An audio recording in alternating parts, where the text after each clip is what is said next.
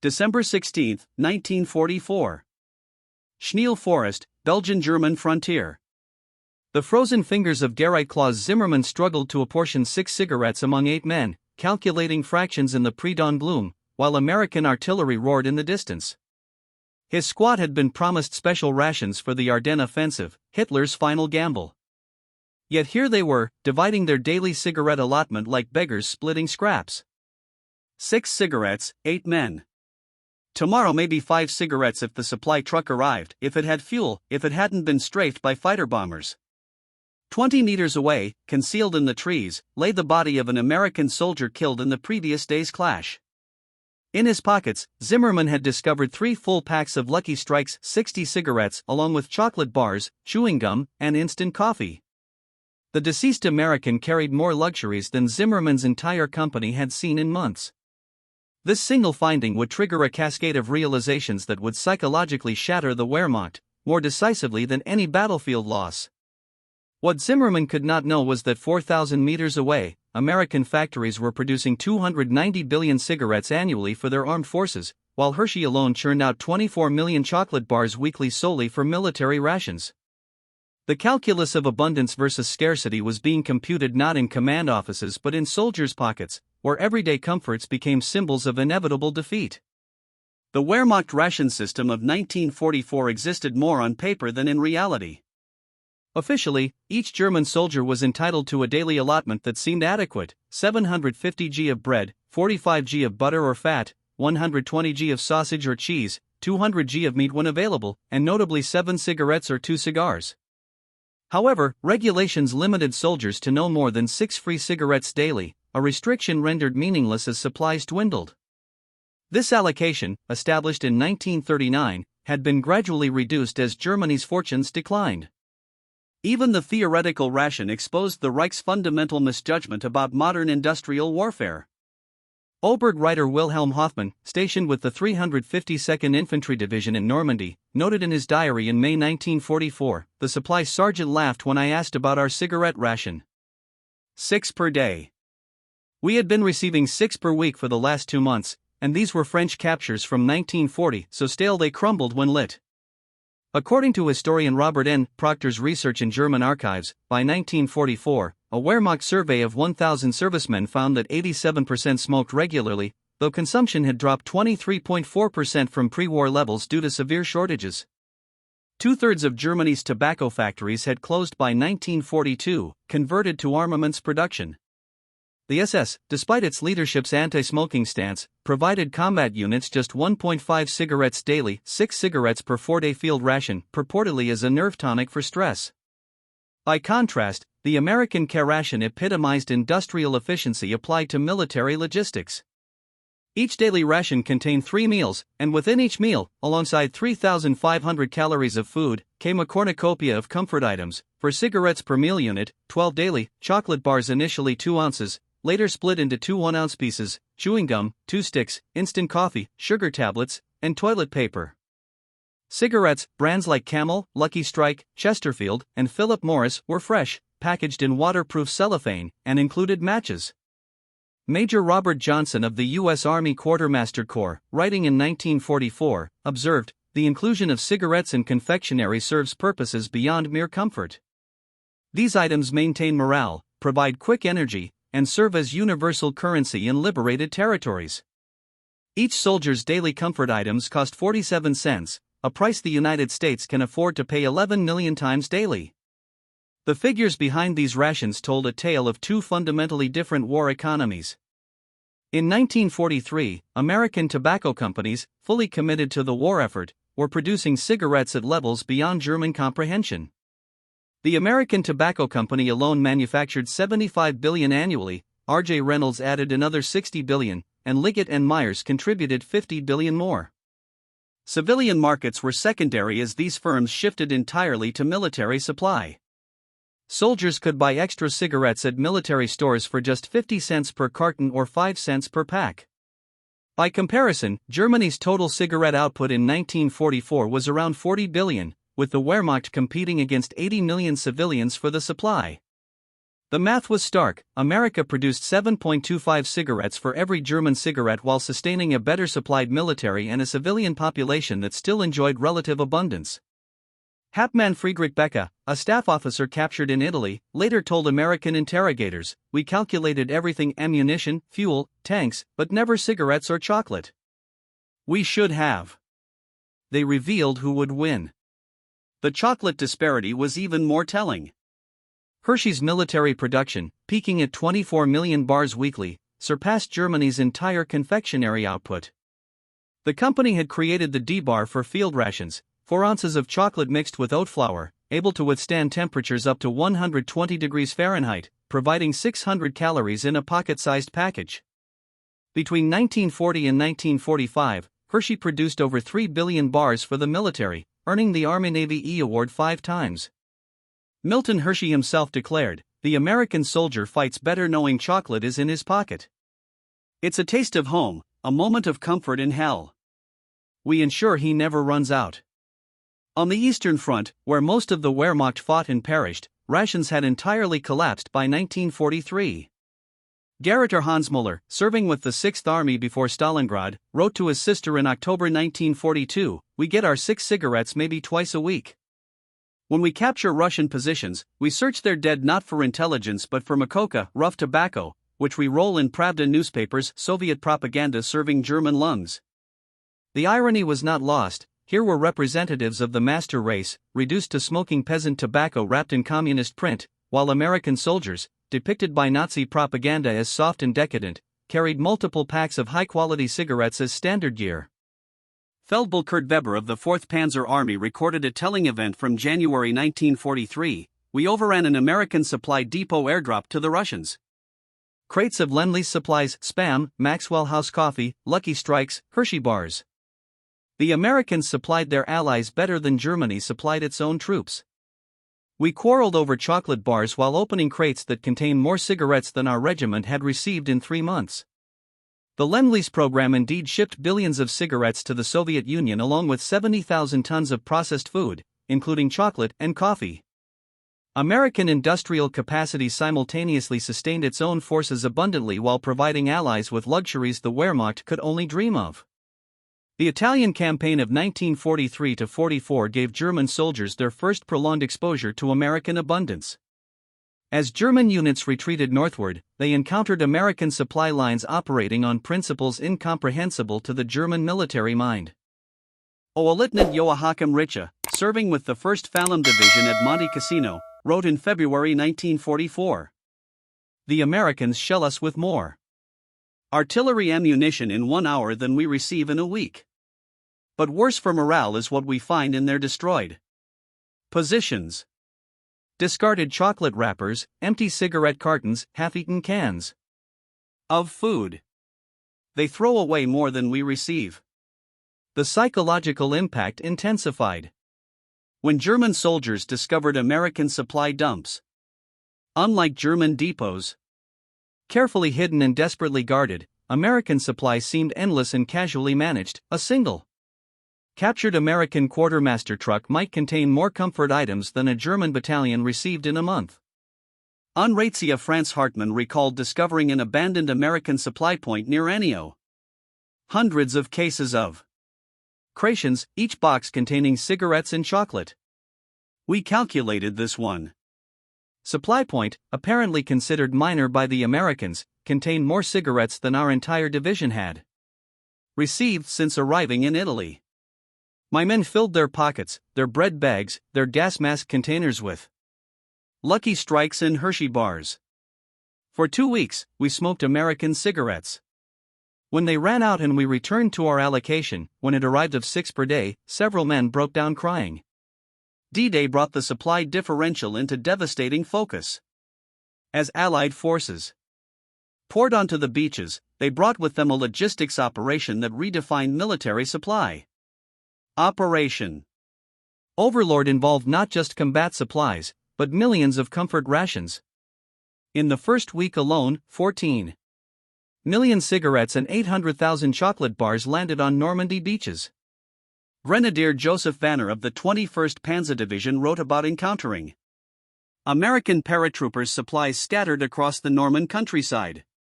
Every American soldier seemed to have fallen from the sky with a personal tobacco shop. We found containers with cartons of cigarettes. Cartons. Each American paratrooper carried more cigarettes than our company received in a month. The chocolate was everywhere. Some type that didn't melt in the heat. Our emergency iron ration, meanwhile, was a tin of meat that might have been canned in 1941. The stark contrast demoralized German defenders. Feldwebel Heinrich Schmidt of the 352nd Infantry Division reported, "My men increasingly volunteer for patrols, not for military intelligence, but to search American bodies for cigarettes and chocolate. A dead American provides more comfort items than the German supply system. This is not warfare. It's wealthy men fighting. Poor pa." The American replacement system compounded the psychological blow.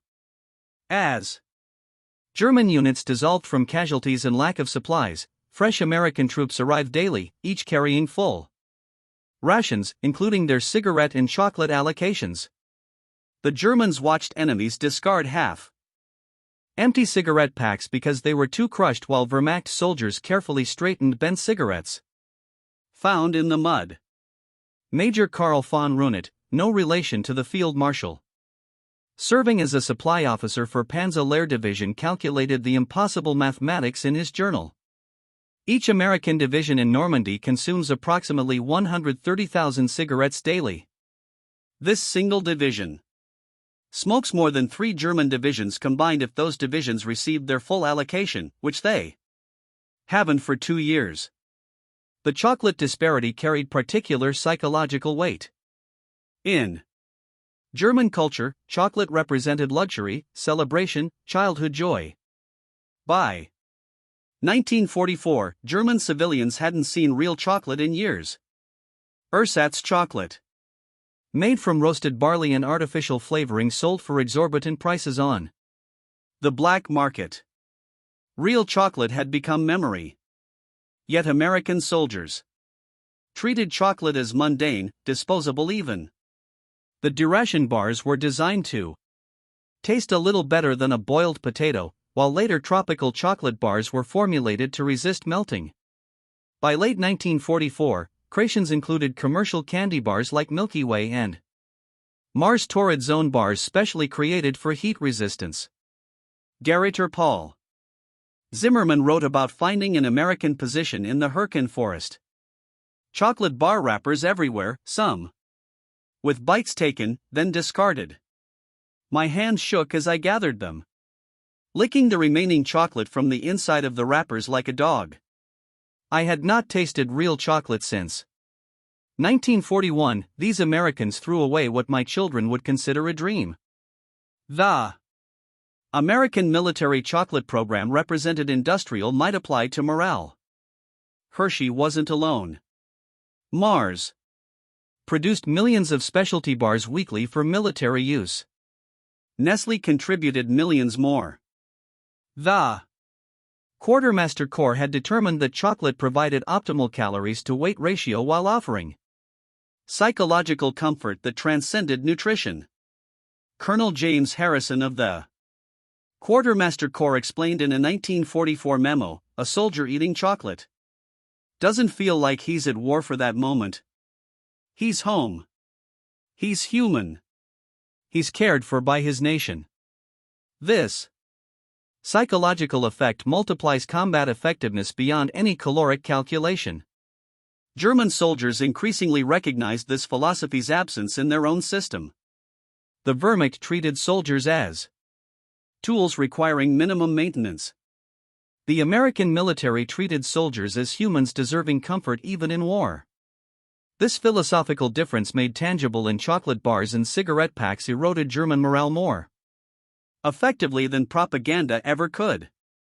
By late 1944, American cigarettes had become the universal currency in German-occupied territories. A single pack of Lucky Strikes could buy a chicken. A carton could purchase a bicycle. German soldiers increasingly found themselves using their meager pay to buy American cigarettes from French or Belgian black marketeers. Cigarettes that had been discarded or traded by American soldiers who had too many. Oberaf writer Hans Dietrich wrote from Belgium in September 1944. The ultimate humiliation: buying American cigarettes with German marks from Belgian farmers who got them free from American soldiers. One pack costs more than my daily pay. The Americans hand them out to children as gifts. This economic reality reflected the broader supply catastrophe. Germany's war economy, despite Albert Speer's production miracles, could barely maintain weapons and ammunition production. Luxury items like cigarettes and chocolate had been sacrificed for total war. America's economy, operating at unprecedented capacity, produced both implements of war and comforts of peace simultaneously. The statistics were damning. In 1944, America produced 500,000 military trucks, 96,000 aircraft, 17,000 tanks, and 290 billion cigarettes. Germany managed 40,000 trucks, 25,000 aircraft, 8,000 tanks, and 40 billion cigarettes, most reserved for civilians to maintain. Home rent morale. The ratios told the story. America could afford comfort. Germany could barely afford survival. The American supply system that delivered cigarettes and chocolate to frontline troops represented logistics elevated to art form. From factory to foxhole, the system operated with choreographed precision that German officers studied with professional admiration and personal despair. Ships departed American ports daily, carrying millions of tons of supplies. Liberty ships, mass-produced at rates Germany couldn't fathom, carried holds filled with everything from Sherman tanks to Hershey bars. Upon reaching British or French ports, supplies moved through a distribution network that seemed to operate outside the normal constraints of war. Headman Eric Weiss, a logistics officer captured in France, later described his interrogation by American intelligence. They asked about our supply routes, our depot locations, our distribution challenges. When I explained our system, the delays, the shortages, the constant improvisations, they seemed genuinely puzzled. One officer asked, "But how do you maintain regular cigarette distribution?" When I laughed and said we didn't, he looked at me with pity, not triumph. The Red Ball Express, the famous American supply line running from Normandy to the advancing front, carried combat supplies and comfort items with equal priority. Operating from August 25 to November 16, 1944, this 81-day miracle moved 412,193 tons of supplies over routes extending up to 750 miles one way.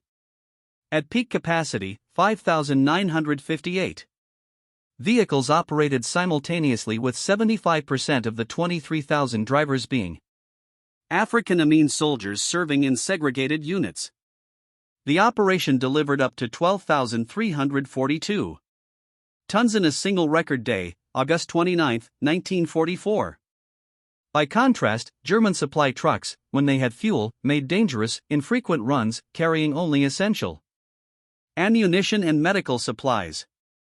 Lieutenant Robert Mason, driving for the Red Ball Express, recalled, "We'd pull into a forward depot and unload cases of ammo right next to cases of cigarettes and candy.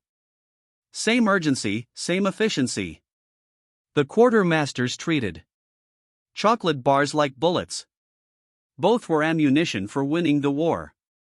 The winter of 1944-45 brought the supply differential to its cruelest extreme. During the Battle of the Bulge, beginning December 16, 1944, Germany's last offensive saw Wehrmacht soldiers advancing through American positions, capturing supplies that mocked their own deprivation. Hitler had launched his final gamble with over 200,000 troops through the Ardennes. But the offensive would stall partially due to an unexpected factor. German soldiers stopping to loot American supplies.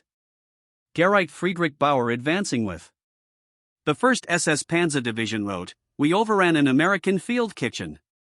Hot coffee, real coffee, still brewing. Stacks of K-Rations each with cigarettes. And chocolate. Fresh bread, canned fruit. We ate until sick, filled our pockets with cigarettes, then continued advancing. My squad leader said, we're not defeating them. We're raiding their grocery store. Entire units delayed advances to feast on captured rations. The psychological impact was devastating. Soldiers saw firsthand that Americans could lose tons of supplies and barely notice while German forces scraped by on starvation. Rations. Feldwebel Otto Kraus remembered finding an abandoned American supply truck. It had been hit by artillery, the driver killed. The cargo, cases of cigarettes, chocolate, coffee, and canned food scattered everywhere. We behaved like starving dogs fighting each other for chocolate bars.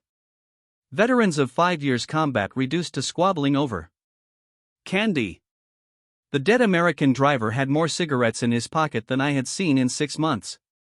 Meanwhile, encircled American forces in Bastonia received airdrops that included not just ammunition and medical supplies, but also cigarettes and chocolate.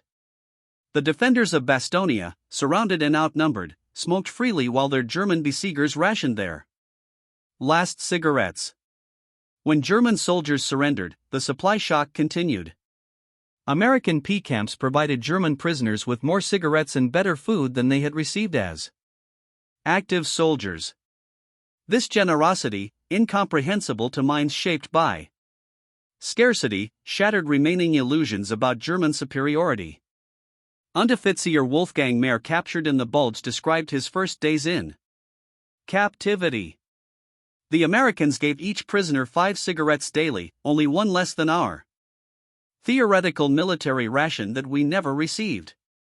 They apologized that chocolate was limited to twice weekly. Apologized. We hadn't seen chocolate in 2 years, and they apologized for giving it to enemy prisoners only twice per week. German prisoners of war in American camps received regular military rations that included cigarettes and chocolate. After Germany's surrender in May 1945, German prisoners were reclassified as disarmed enemy forces to circumvent Geneva Convention obligations. Yet they still ate better than they had as soldiers. One prisoner recalled his weight increasing from 128 to 185 pounds during captivity, while another wrote about choosing between ice cream and Coca-Cola at Fort Lewis in 1944. Luxuries unavailable even to American civilians due to rationing. The psychological impact multiplied as prisoners wrote home about American abundance.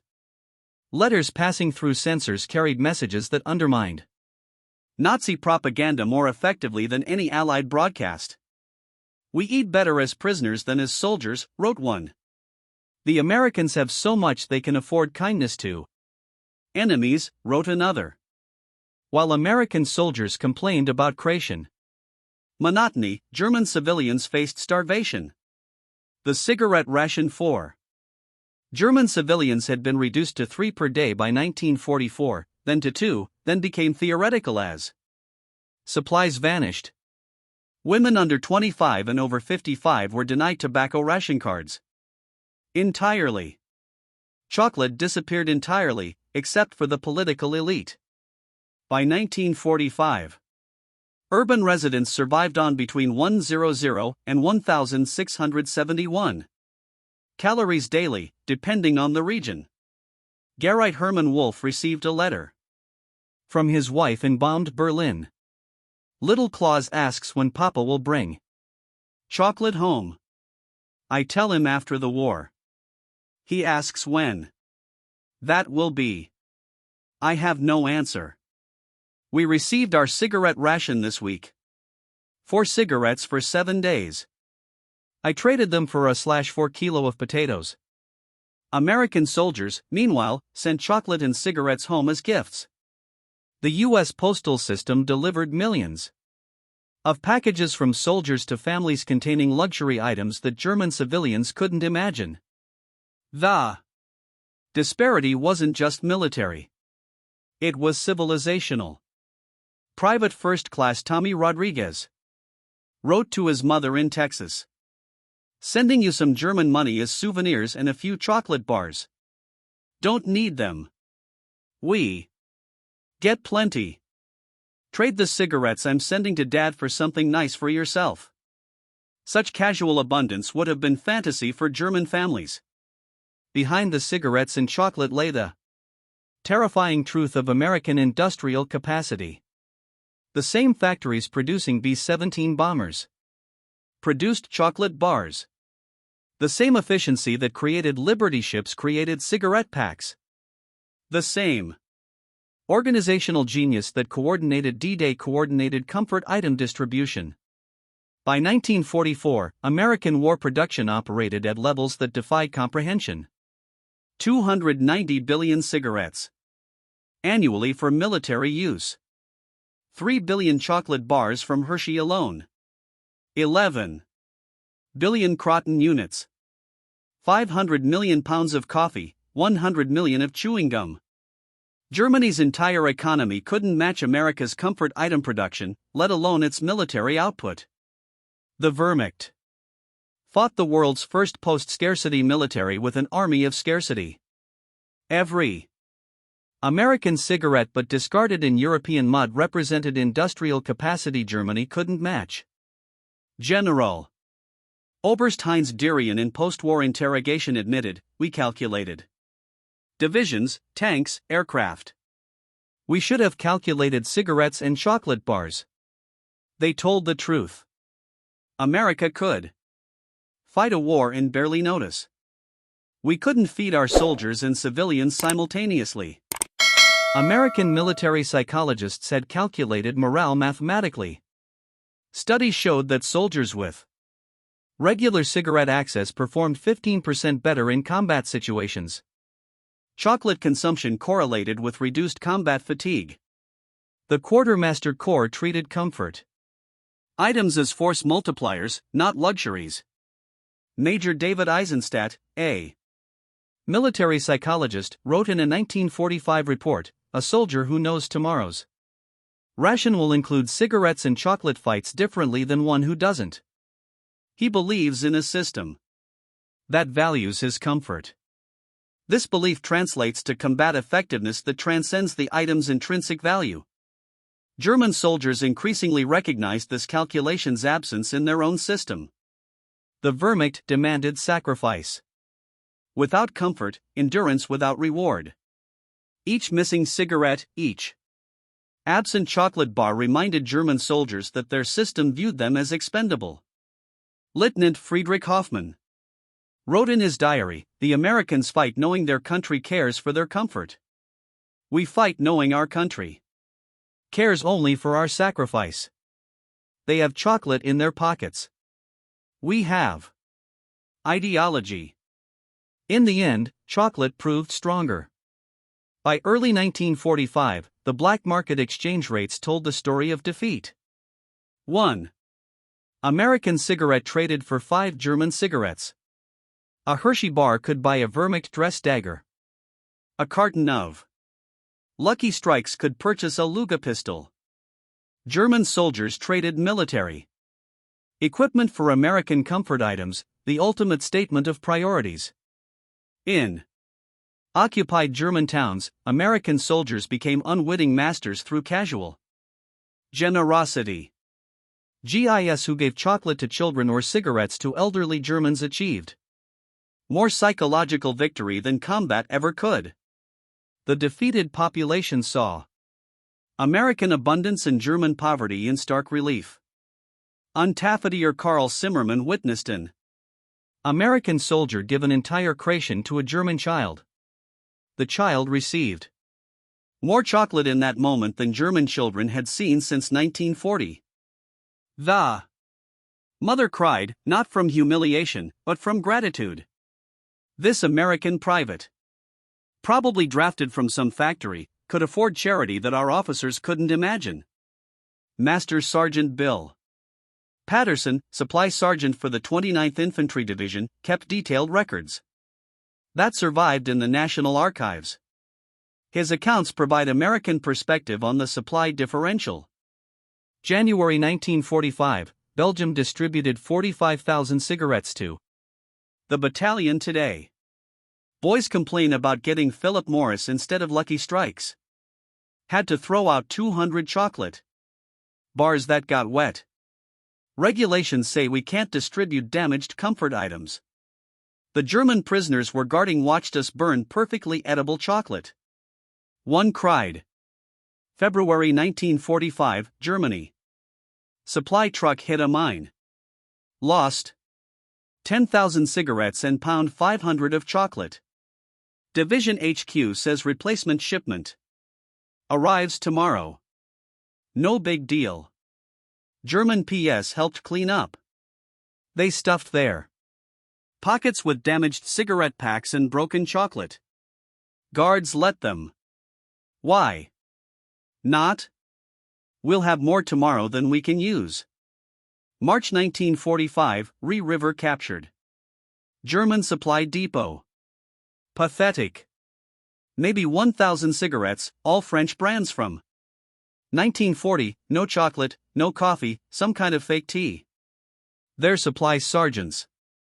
Records show this was meant to supply a regiment for a month. We distribute more than this daily to one company. Dr. Vera Schreiber, a German chemist who worked on Ersatz chocolate development, provided post-war testimony about German attempts to match American comfort items. We tried everything. Roasted barley mixed with saccharin for chocolate flavor, dried beet leaves for tobacco. The results were pathetic. American soldiers consumed real chocolate with 600 calories per bar. Our Ersatz chocolate had 100 calories and tasted like sweetened dirt. They smoked Virginia tobacco. We smoked whatever would burn and create smoke. The Americans applied the same scientific rigor to comfort items as weapons. Development. Hershey employed food scientists to create heat-resistant chocolate. Tobacco companies perfected moisture-proof packaging. We Germans, the supposed masters of science and efficiency, couldn't give our soldiers edible chocolate or smokable cigarettes. Operation Varsity, the Allied crossing of the Rhine on March 24, 1945, demonstrated American supply supremacy in its ultimate form. This largest single-day airborne operation in history deployed 1,667 paratroopers, 9,387 American from the 17th Airborne Division and 7,220 British from the 6th Airborne Division, with extra cigarette rations and chocolate bars specifically included for giving to German civilians. The invasion included not just military conquest but comfort item diplomacy. Private James MacArthur of the 17th Airborne remembered, "We were told to carry extra chocolate for German kids. Command said it would reduce civilian resistance. It worked. Kids who might have reported our positions came asking for chocolate instead. Their mothers, desperate for any comfort, welcomed us. For cigarettes. We conquered through Hershey bars. German defenders watched American soldiers casual with abundance while they scraped for survival. Folkster units, Germany's last ditch. Militia often included elderly men who hadn't seen chocolate since the 1930s. And children who had never tasted it. They faced Americans who complained about K-Ration variety. Oberreiter Franz Muller wrote the last entry in his diary before surrendering. The Americans approach our position. Eating chocolate and smoking. Always smoking. We have neither ammunition nor cigarettes. The war is over. It was over when they could afford to eat chocolate in combat. The encirclement of German Army Group B in the Ruhr Pocket April 1 to 18. 1945 created the war's starkest supply contrast. The encirclement was completed. April 1 when Allied pincers met near Lippstadt. Inside the pocket, 317,000. German soldiers slowly starved. Outside, American forces maintained full supply. Lines, including regular comfort item distribution. General Lieutenant Fritz Baulein, commanding. The defunct Panzer Lehr Division negotiated surrender terms with American forces. He later recalled, "The American colonel offered me a cigarette during negotiations. A full pack, actually, said I could keep it. I hadn't seen a full pack in 2 years." He smoked continuously during our meeting, stubbing out half-finished cigarettes. Each discarded but represented more tobacco than my men had seen in weeks. American psychological warfare units exploited the disparity. Loudspeakers. Broadcast messages. German soldiers were eating hot food with real coffee. While you starve. Every American soldier has cigarettes and chocolate. Surrender. And eat tonight.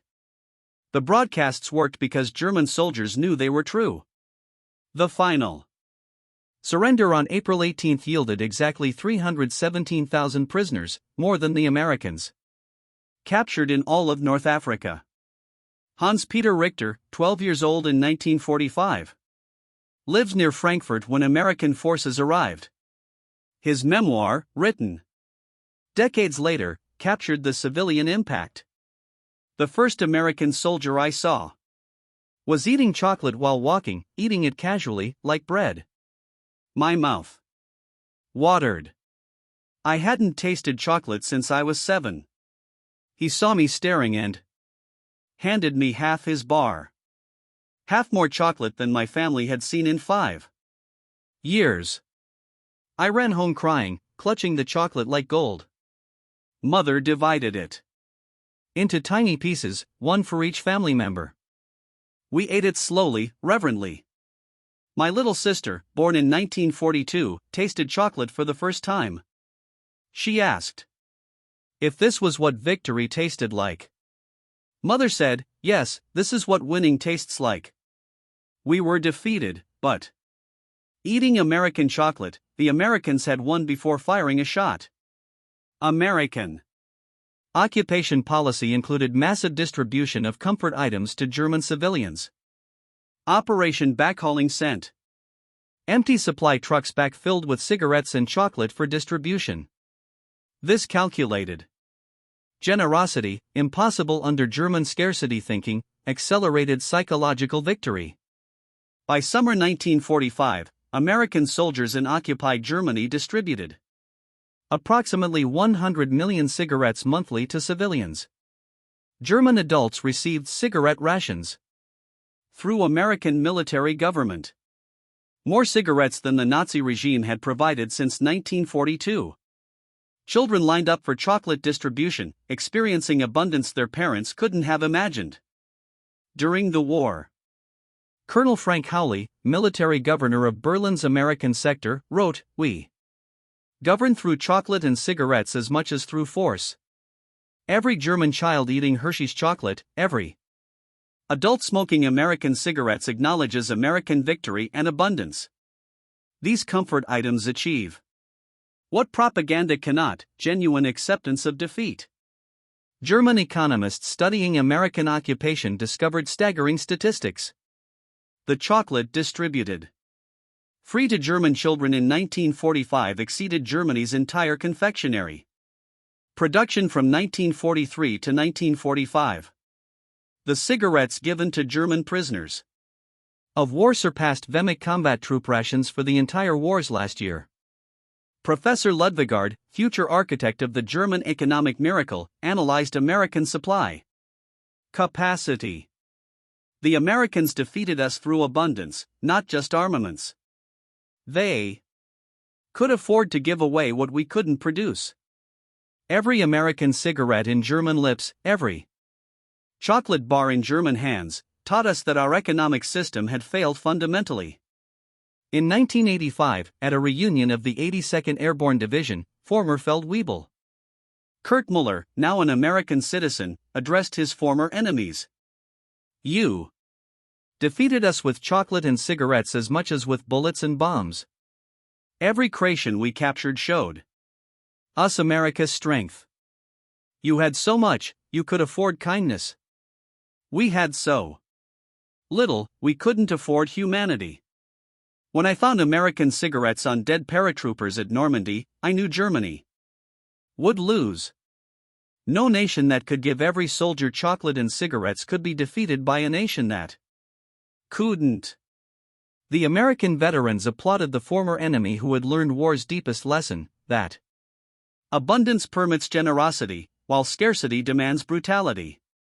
Among documents discovered in German military archives was a letter from Frau Elisabeth Hoffmann to her son Lieutenant Paul Hoffmann dated March 1945. Paul, the Americans have entered our village. They gave little Anna chocolate, real chocolate. She ate it so fast she became sick. The American medic gave her medicine and more chocolate, telling her to eat it slowly. They have so much chocolate they can give extra to a sick German child. Your father trades his Iron Cross from the First War for cigarettes from American soldiers. They laugh and give him entire cartons, saying the medal is worth more. Such wealth that they can joke about it. We were told they were weak, decadent. They are neither. They are rich beyond imagination. The war was lost the moment they could afford to be kind to enemies. Paul Hoffmann never received the letter. He had surrendered 2 weeks earlier after his unit ran out of ammunition, food, and cigarettes in that order of importance to morale. Post-war analysis revealed the full scope of American comfort item production during World War II. Cigarette production 1941 to 1945. Total military cigarettes 1.2 trillion. Daily production peak 950 million. Cigarettes per serviceman annually 10,000. Brands supplied 45 different varieties. Cost at military stores 50 cents per carton, 5 cents per pack. Chocolate. Production 1941 to 1945. Hershey military bars 3 billion. Peak. Production 24 million weekly. Mars military products 1.5 billion. Total. Chocolate to military 20 million pounds annually. Calories from chocolate per soldier daily 600. German production same period. Total cigarettes military and civilian 175 billion. Military allocation 40 billion. Chocolate all types 10 million annually. Military chocolate virtually none after 1942. Tobacco factories operational 1/3. By 1942. The numbers revealed what German soldiers had discovered in scattered foxholes across Europe. America had fought World War II while maintaining comfort standards that exceeded Germany's PCM prosperity. General Walter modeled before his suicide. In April 1945 wrote a final assessment that was never sent. We believed sacrifice was strength. That deprivation built character, that comfort was weakness. The Americans proved the opposite. Their soldiers fought harder knowing comfort waited. Our soldiers surrendered knowing only more deprivation awaited. They built morale through abundance. We destroyed it through scarcity. Every American cigarette was a bullet, every chocolate bar a shell. We were defeated by an enemy who could afford to be comfortable while destroying us. The mathematics of cigarettes told the entire war's story. If every German soldier had received his promised 7 cigarettes daily, limited to 6 by regulation throughout the war, it would have required 13 billion cigarettes annually. Germany's entire production barely exceeded this for all military and civilian needs combined. America produced this amount every 2 weeks just for military use. Major Wilhelm Hoffmann, a Wehrmacht quartermaster taken prisoner in 1945, calculated the impossible equation. to match American cigarette distribution. To their forces, Germany would have needed to quintuple production while removing all civilian access. To match their chocolate distribution was mathematically impossible. It would have required more cocoa than existed in areas Germany could access. When Field Marshal Wilhelm Kittel signed Germany's unconditional surrender on May 8, 1945, American generals offered the defeated German delegation American cigarettes. Keitel, the proud Prussian officer, eagerly accepted. In that moment, the war's reality crystallized. The defeated, begging comfort items from victors who had so many they could share with enemies. General Dwight Eisenhower's aide, Captain Harry Butcher, recorded, "The Germans smoked American cigarettes like drowning men gasping air." Kittel put 3 packs in his coat. These were men who had commanded millions, reduced to hoarding Lucky Strikes. If we needed proof of total victory, it was in their desperate gratitude for American cigarettes. In 1950, 5 years after the war's end, a German schoolteacher in Hamburg asked her class what they remembered most about the war's end. 7-year-old Greta Miller, who had been 2 when Americans arrived, raised her hand. The chocolate rain. The American soldiers threw chocolate from trucks like rain. Children ran behind trucks catching chocolate bars. My brother said it was the day the world turned right side up when chocolate fell from the sky instead of bombs. The teacher Frau Hoffmann had lost her husband on the Eastern Front. She wrote in her diary that night, "The children remember American chocolate more than German defeats." Perhaps that's the war's truest lesson. That abundance defeats ideology. That comfort conquers sacrifice. That nations who can afford to give chocolate to enemy children have already won. The supreme irony emerged in post-war interviews. German soldiers who had fought to the death for National Socialism, who had endured unimaginable hardships on the Eastern Front, who had maintained discipline despite overwhelming odds, identified the moment. They knew defeat was inevitable, not when the Allies landed at Normandy, not when Soviet armies crossed into Germany, not when Allied bombers darkened the skies, but when they realized American soldiers had unlimited cigarettes and chocolate while they had neither. In that recognition lay the war's ultimate truth that industrial abundance, not racial ideology, determined victory. Our Hans van Luck, one of RML's most decorated officers, summarized in his memoirs, "We thought we were warriors of the superior race, destined to rule through will and sacrifice. We were defeated by Democrats bearing chocolate bars, by factory workers carrying more cigarettes than our generals, by a nation so wealthy it could afford to waste what we couldn't produce." Every Lucky Strike in American lips proclaimed their victory, every missing German cigarette marked our defeat. The statistical epilogue. The final figures for comfort item distribution told a story no propaganda could deny. American forces, 1941 to 1945. Cigarettes issued, 1.2 trillion. Chocolate distributed, 5 billion bars. Coffee supplied, 500 million pounds. Chewing gum, 100 million sticks. Average calories per soldier per day, 4,300 pounds. Comfort items cost, $2.3 billion. German forces, same period, cigarettes issued, 35 billion, estimated. Chocolate negligible after 1942. Coffee ersatz only after 1941. Average calories per soldier per day, 1,800. By 1945, comfort items, no budget allocated. The numbers revealed what every German soldier who encountered Americans learned personally. That America had fought a different kind of war. A war in which soldiers expected comfort and received it. Where industrial strength manifested in chocolate bars as much as bombers, where victory came to the nation that could afford to keep its troops content while fighting on 2 fronts.